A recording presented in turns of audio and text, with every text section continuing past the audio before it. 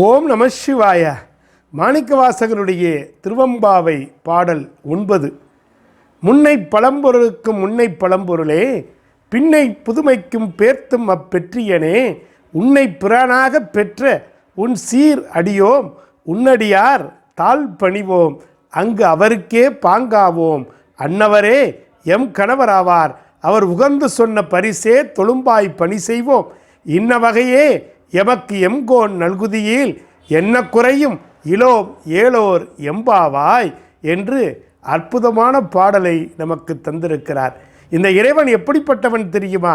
கோடி வருடங்களுக்கு முற்பட்ட பழமையான பொருள்களுக்கெல்லாம் பழமையானவனாக இருக்கிறான். இன்னும் லட்சம் ஆண்டுகள் கழித்து இப்படித்தான் இருக்கும் இந்த உலகம் என்று கணிக்கப்படுகின்ற புதுமைகளுக்கெல்லாம் புதுமையாக இருக்கக்கூடிய சிவபெருமானை நாம் வணங்க வேண்டாமா? வணங்குவோம். 9வது பாடலினுடைய விளக்கம்.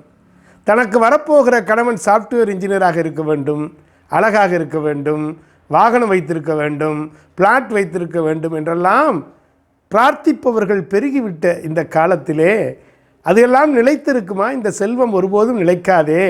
இந்த செல்வத்திற்கு சொந்தக்காரர்கள் ஒழுக்க சீலர்களாக இருப்பார்களா?